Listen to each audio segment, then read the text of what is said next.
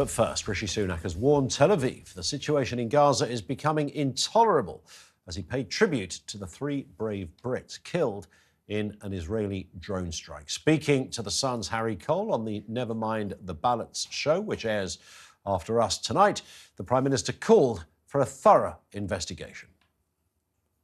Yeah, it's an awful, awful tragedy to think that these were brave Brits who were actually risking their lives to bring aid to people in need in Gaza. To have lost their lives in these circumstances is tragedy. My thoughts, obviously, with their family and their friends at this time. You know, I spoke to Prime Minister Netanyahu last night and was very clear with him that the situation is increasingly intolerable, and what we urgently need to see is a thorough, transparent investigation into what has happened, but also a dramatic increase in the amount of aid getting into Gaza, removing the barriers, but also closer work with aid agencies to make sure things like this don't happen again.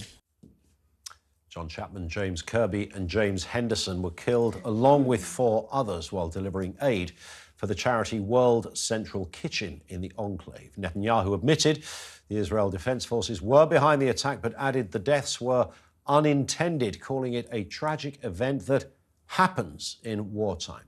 That's despite the charity insisting it had alerted Israeli military to the convoy's route with cars marked with their logo on the roof. The IDF's highest-ranking officer has since been accused of delivering a grovelling apology. I want to be very clear. The strike was not carried out with the intention of harming WCK aid workers. It was a mistake that followed a misidentification at night during a war in a very complex conditions. It shouldn't have happened. We are sorry for the unintentional harm to the members of WCK. We share in the grief of their families as well as the entire World Central Kitchen organization from the bottom of our hearts.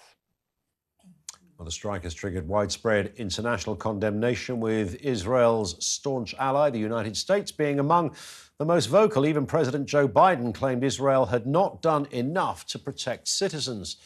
The family of one of the British victims, John Chapman, released a statement earlier saying he died trying to help people and was subject to an inhumane act. And I think one of the interesting debates that has been following this fatal horrendous situation in Israel, and not for the first time the IDF have got it awfully wrong. But I think the big debate seems to be here, Ed, is whether this is this a tipping point? I mean, there's been lots of moments when, just before Christmas, there were 3 Israeli hostages released that were killed, and, you know, it was said there that it was quite obvious. How could anybody have got it wrong? But they did. All is fair in love and war. Things do happen. It is complex. I get that. But this particular story does seem to have inflamed a lot of people who previously wouldn't have felt that way. Is this a game-changing It moment? does feel a bit like a tipping point. Look, you know, obviously we should all, you know, it's horrific to think of these 3 British people. It really brings it home to you, the people who are working in Gaza to make things better for the people who live in Gaza. These are British people, British families, people we know will probably know them. So it's an incredibly awful situation. I had an aid worker from Save the Children on my Times Radio show yesterday talking about the conditions that aid workers are working in Gaza. It is very tough. At the same time, and this is not meant to sound callous, you know, that was a genuine apology from the Israeli Defense Forces. It is a war situation. It is very, very dangerous, even if you're doing humanitarian work. And as you said, the Israelis even managed to kill their own hostages in a wartime situation. The last thing they would have wanted to do, considering most of this war is predicated on getting the hostages back. It does, though, feel like a tipping point in terms of public opinion. The Brits sell 30 to 40 million pounds worth of weapons. The Americans sell $4 billion of weapons to Israel and more because of the war. So if we stop selling arms to Israel, it will be insignificant in terms of their war effort, but it will be a significant political decision. Whatever you think of the British government, Britain is respected around the world. A decision like this will be uncomfortable and difficult for Israel, and it does feel like that decision has come a step closer. I think it'll be quite telling if the tipping point is these aid workers dying instead of the 30,000 men, women and predominantly young children that have been killed during this war. Now, I appreciate that this is a war zone and obviously mistakes do happen. However, this has become a pattern. There has been a pattern, particularly in this conflict, of the IDF killing unarmed, mainly men, civilians. And there are two reasons for that. The Israeli chief of staff, the IDF chief of staff that you just saw apologizing there, has actually said publicly, this is not from me, that discipline amongst the forces is a big issue. You've had issues of ground soldiers coming back and saying that their commanders have been indiscriminately labeling certain zones as conflict zones, active conflict zones. And so anyone who enters those zones must be shot. So in January, you had 4 Palestinian men who were shot, and the IDF said they didn't do an investigation because they said they were in an active zone, even though they didn't justify it. The second thing is this organization called Kojat, which is basically the organization in Israel that's responsible for the movement of aid convoys. Now, they've lost a lot of respect in Israel because they were seen as facilitating Hamas getting weaponry through before they could carry out the October 7th attacks. So the question is, why are they allowing this military intervention when one of the main resources that they use to actually manage aid going in and out of Gaza, they don't trust? So if they're clearing certain convoys and saying this is for the medical emergency, let them through, but the IDF are not trusting them, and so they're holding them at the crossing point in Rafah with critically ill people.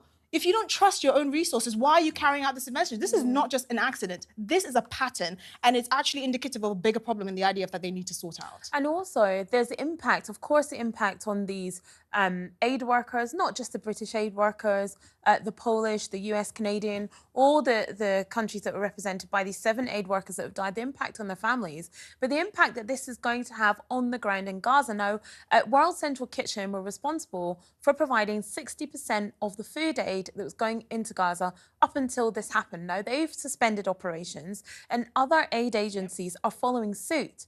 So the impending famine that was coming, starvation, is now going to creep back in. It's not just the impact on these particular people, it's the wider impact that this act is going to have. If one organisation that was providing 60% of the food in Gaza has suspended its operations and others are following suit, famine is now inevitable. Yeah. And also, you know, where's the end game on this as well? Oh, yeah. You know, this is the problem. What is the end game, and where will it come? You know, the hostages, they're not getting released soon. Hamas. Are they even alive? No one's asking this question, and nobody knows where they are. And no one knows where they are. Possibly even Hamas don't, because of course they. Well, it's a slightly pointless thing to say. Are they even alive? Well, 30,000 people have died. You wouldn't stop. Look, nobody. Israel is accountable. Israel is a democracy. We can have this debate. We couldn't have this debate about General Assad and Syria, where he killed hundreds of thousands of his own population. You can't have this debate about Iran, where they kill thousands of their own population to keep in power. The end game is to get rid of Hamas. And it's quite clear the Israeli government will keep going until international opinion stops it. That's the end game. All I was going to say about where is the end game is because the end game, where does the end game happen? Because of the fact that if they carry on taking out people, and then and of course food aid, who knows what's going to happen? And as Afia said, you know, starvation rife. For each person who is left there, each Palestinian who is left there, do you really think they're going to say, oh, yeah, no, I think Israel did a good job of tidying everything up? And also, I agree with you. You're just going to have that is the madness. This is the madness, the cycle of violence. The endgame comment is very pertinent, because if we're talking about endgame, are we saying that it's completely justified for Israel to continue what it's doing, even if they kill every single Palestinian in Gaza, so far as they get Hamas? It depends what your perspective is. To put it bluntly, that answer is a no. It depends on what your perspective is. Because if this had happened in Britain, if this had happened in Britain and you toured the streets of London, every Londoner would tell you, keep going. If you tour the streets of Tel Aviv, every single Israeli will tell you, keep going until you eradicate Hamas. Whether you think that is the right policy, that is what they want to do. If the goal here is to eradicate Hamas, why are we talking about getting back the hostages? It's not just about nuke Gaza, nuke the whole thing. Because if the point is Palestinian lives don't matter, you keep going until you've got rid of Hamas. If every single Palestinian in Gaza needs to die to do that, then just nuke the whole place and just. But of course you can't get rid of Hamas, can you? I mean, that's exactly. It's a perfectly valid point. You take down one. 2 more pop up. Then, of course, you've got Iran, you've got Hezbollah. Well, it's about all of these other factors. Yes, and some people think that if you cut off the head of the snake is to take out Iran. How you do that is a much more complex and difficult I fear that is potentially where we... But the point is, this is... I mean, you know, weirdly, I've been reading up about Northern Ireland because I had a brilliant Northern Irish journalist come on my Times Radio show, and he published his memoirs. And it just reminds you this endless cycle of violence on a much lower scale, but still horrific. It's not until the leadership of both sides have the vision to see a route to peace that you're going to get anywhere. Yeah.